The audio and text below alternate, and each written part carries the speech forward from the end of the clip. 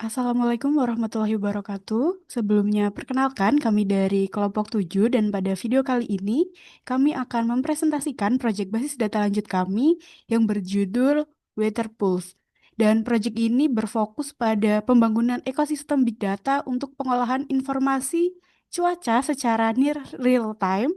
Kemudian sebelum masuk ke detailnya, saya akan memperkenalkan anggota dari kelompok kami. Di sini anggota kelompok kami beranggotakan 4 orang. Yang pertama ada Adin Hadi Rizal dengan NIM L0122003.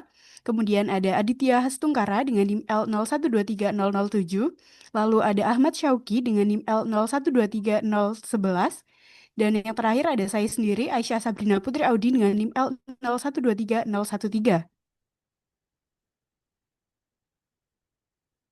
Kemudian pada slide pertama di sini kita akan membahas mengenai latar belakang. Cuaca merupakan fenomena harian yang berubah secara dinamis dan berdampak langsung pada berbagai aktivitas manusia, mulai dari perencanaan perjalanan hingga kesiapsiagaan terhadap potensi bahaya suhu ekstrim. Namun, informasi cuaca yang sering kali terlambat sampai kepada pengguna menjadikannya kurang berguna untuk pengambilan keputusan yang cepat, sehingga dibutuhkan sistem yang mampu memantau kondisi secara near real time. Kemudian pada selanjutnya adalah persoalan. Di sini kita akan membahas tentang tantangan atau persoalan apa yang akan kami selesaikan. Di sini ada 4 poin utama. Yang pertama ada kerapuhan sistem, di mana pengambilan data langsung dari API tanpa perantara membuat sistem sangat rentan berhenti total jika terjadi gangguan koneksi atau rate limiting. Kemudian yang kedua adalah hambatan aliran data atau bottleneck, di mana resiko penumpukan data saat volume informasi cuaca meningkat sehingga memerlukan manajemen antrean yang lebih stabil. Dan selanjutnya adalah kompleksitas data, yaitu variety dan velocity, di mana tantangan dalam mengolah data cuaca yang masuk sangat cepat dengan format JSON yang memiliki banyak variabel heterogen. Lalu yang selanjutnya adalah kebutuhan informasi masa depan, di mana adanya kesulitan dalam mentransformasi data mentah menjadi prediksi jangka pendek atau nowcasting yang akurat untuk mendukung keputusan cepat. Lalu yang selanjutnya adalah justifikasi persoalan. Yang pertama adalah menentukan kapan kondisi cuaca akan berubah secara drastis merupakan hal yang kompleks karena melibatkan banyak variabel atmosfer yang saling berkaitan. Lalu dua, analisis data real time sangat krusial untuk antisipasi bahaya cuaca, seperti hujan lebat maupun suhu ekstrim sebelum terjadi. Lalu, penggunaan teknologi streaming dan NoSQL memungkinkan prediksi suhu dan tren cuaca diberikan secara instan dan akurat. Dan yang terakhir adalah implementasi machine learning dan moving average membantu pengguna awam mengantisipasi perubahan cuaca dengan lebih efektif. Untuk penjelasan slide selanjutnya akan dijelaskan oleh rekan saya. Selanjutnya, tantangan dari sudut pandang Big Data. Di sini ada tantangan 5V. Yang pertama adalah volume. Data cuaca bersifat time series yang terus bertambah seiring waktu karena pengambilan data periodik untuk berbagai kota dan variabel yang dipantau. Kedua, velocity. Pembaruan data terjadi terus-menerus dan menuntut pemrosesan near real time melalui pipeline Kafka dan Spark Streaming. Lalu ada variety, data berasal dari API dalam format semi-structured, ada JSON, dan dengan JSON dengan beragam atribut cuaca yang berbeda. Lalu veracity, keandalan data dijaga melalui sumber API yang jelas, pencatatan, timestamp, serta normalisasi skema agar data konsisten sebelum masuk ke storage. Yang terakhir ada value, transformasi data mentah menjadi informasi tren atau moving average dan prediksi suhu 1 jam ke depan yang bermakna bagi pengguna. Selanjutnya ada big data processing dan analitik. Yang pertama ada performance. Di sini fungsinya untuk efisiensi dan kecepatan pemrosesan data streaming menggunakan Spark sangat krusial agar visualisasi tren dan prediksi suhu tersedia dalam waktu sesingkat mungkin. Lalu diperlukan pemilihan algoritma machine learning yang tepat seperti random forest regressor yang mampu melakukan pembersihan data yang akurat dan konsisten untuk menjaga veracity, serta evaluasi model MAE dan RMSE untuk memastikan ketepatan prediksi suhu 1 jam ke depan. Selanjutnya, feature di sini ada beberapa feature. Yang pertama ada suhu, yaitu derajat panas atau dingin udara aktual yang diambil melalui API Open Meteo untuk lokasi observasi tertentu. Yang kedua ada kelembapan atau humidity, yaitu persentase uap air di udara yang menjadi salah satu variabel kunci dalam memantau kondisi atmosfer secara near real time. Lalu ada curah hujan, yaitu data volume air hujan yang turun digunakan sebagai parameter kesiapsiagaan terhadap potensi bahaya cuaca. Lalu ada kecepatan angin, yaitu pengukuran kecepatan aliran udara yang dipantau untuk mendeteksi kondisi cuaca ekstrim serta angin kencang. Lalu ada tekanan udara, parameter tekanan atmosfer yang dikumpulkan untuk mendukung analisis pola cuaca di berbagai kota. Lalu ada tutupan awan atau cloud cover, yaitu persentase area langit yang tertutup oleh awan pada wilayah observasi seperti Jakarta, Bandung, Surabaya, atau Medan. Lalu ada kode kondisi cuaca, yaitu representasi numerik atau simbolik yang mendefinisikan status cuaca spesifik pada saat pengambilan data. Untuk slide selanjutnya akan dijelaskan oleh rekan saya. Untuk selanjutnya ada fitur engineering. Yang pertama itu MA atau moving average. Fitur ini merupakan rata-rata bergerak suhu pada rentang waktu 24 jam atau 1 hari, 72 jam atau 3 hari, dan 168 jam atau 7 hari untuk memperjelas arah tren suhu. Lalu ada target suhu T plus 1 jam, fitur target atau label yang ingin diprediksi, yaitu nilai suhu pada 1 jam berikutnya berdasarkan data historis dan fitur saat ini. Lalu ada normalisasi dan partisi. Di sini proses normalisasi tipe data timestamp dan pembentukan atribut bucket date agar penyimpanan serta query data pada Cassandra menjadi lebih efisien. Next. Berikutnya untuk arsitektur end-to-end.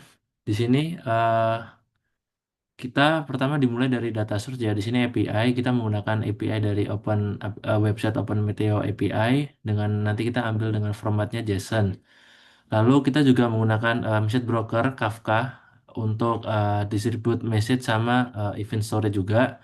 Lalu untuk prosesinya kita menggunakan Spark Streaming Apache. Jadi di sini dia bisa micro batch processing sama dia bisa data normalization. Lalu untuk storage-nya kita menggunakan NoSQL-nya Cassandra. Jadi di sini NoSQL database-nya. Lalu dia juga mendukung time series optimize juga. Lalu kita juga nggak lupa untuk melakukan visualize menggunakan Streamlit. Jadi nanti di situ ada dashboard untuk near real time-nya dan juga atraktif chart-nya begitu. Untuk jadi di sini alurnya mungkin dari yang pertama kita ngambil data dulu dari web API-nya Open Meteo API lalu kita menggunakan pattern producer untuk ngambil datanya. Di sini kita ngambil di data Jakarta hanya Jakarta, Bandung, Surabaya sama Medan untuk kotanya. Lalu di sini kita menggunakan broker Kafka buat nyambungin ke dalam Cassandra-nya. Di Cassandra ini kita menyimpan semua data yang udah kita ambil tadi, hanya beberapa data saja buat kita proses. Lalu di sini buat Kafka topiknya, buat jembatannya kita menamai weather open map .current ya, buat Kafka topiknya. Lalu di sini setelah itu kita apa ya mengubah dari hasil dari data yang kita ambil kita ubah ke dalam model training. Di sini kita menggunakan dua model training linear linear regression sama random forest. Kita cari nilai dari MI yang terkecil baru kita tampilkan di dalam Streamlit-nya seperti itu.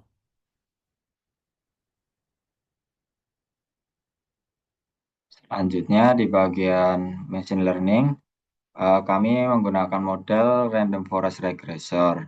Di sini model ensemble berbasis decision tree yang digunakan untuk memprediksi hubungan nonlinear antara berbagai fitur cuaca. Tujuannya untuk memprediksi suhu 1 jam ke depan untuk mendukung pengambilan keputusan cepat terkait cuaca. Lalu di bagian training data, kami menggunakan Open Meteo Archive API sebagai sumber data, 180 hari data historis cuaca, data dari multiple cities atau berbagai kota. Untuk input featuresnya, yang pertama ada suhu kelembapan, tekanan udara, ada kecepatan angin dan arah tutupan awan, ada curah hujan dan kondisi cuaca saat ini. Untuk 4 tahapan utama proses training, yang pertama itu extract historis, yaitu mengambil data historis dari API. Lalu ada fitur engineering, yaitu memproses dan membuat fitur baru. Lalu ada train dan evaluate, atau melatih model dan mengevaluasi performanya. Lalu ada save model, yaitu menyimpan model yang sudah dilatih. Next. Di sini untuk visualisasi dari dashboard kita yang pertama ini menggunakan mode streaming ya, kita menggunakan data pada hari ini. Jadi di sini bisa dilihat terdapat di sini memilih hari ini tanggal 24. Kebetulan ini untuk kota, kalau nggak salah ini untuk kota Surabaya. Jadi di sini bisa lihat ada yang warna biru ini data suhu yang aktual atau yang sebenarnya. Dan juga untuk yang warna merah ini ada rata-rata 3 hari, rata-rata 7 hari, sama ada yang rata-rata 1 hari. Di sini bisa dilihat bahwa suhu terakhirnya 29,20 derajat Celcius. Lalu untuk rata-rata 1 hari, 3 hari, dan untuk 7 hari nggak ada di sini ya, karena ini hanya untuk di 1 hari aja gitu. Nah, berikutnya di sini kita juga melakukan historical. Jadi kita ngambil 180 hari ke belakang, data 180 hari ke belakang, lalu kita cek, kita visualisasikan di dalam Streamlit. Di sini terlihat bahwa suhu terakhirnya 25,50 derajat Celcius, dan untuk rata-ratanya 7 hari terakhir dia 27,15 derajat Celcius. Ini untuk kota Surabaya. Lalu berikutnya, eh, selain kita menampilkan grafik dari data historical dan juga data streaming, kita juga melakukan prediksi ke suhu berikutnya, 1 jam berikutnya. Di sini kita menggunakan, ternyata di sini dari dua model yang terbaik ada Random Forest dengan rata-rata selisihnya itu hanya 0,456 derajat Celcius. Di sini di eh, jam terakhir, di suhu terakhir dia 25,5 derajat. Lalu untuk prediksi kita 25,297 derajat Celcius. Lalu untuk prediksi 1 jam ke depan di sini 25,30 derajat Celcius. Berikutnya untuk evaluasi dan hasil model. Jadi model dilakukan menggunakan data historis menggunakan 180 hari. Di sini kita menggunakan uh, linear linear regressor sama random forest. Di sini bisa dilihat bahwa di kota Jakarta, di kota Bandung, Surabaya, dan Medan mempunyai base-nya itu random forest ya. Jadi seperti yang visualisasi sebelumnya di sini yang muncul dia menggunakan model prediksi random forest.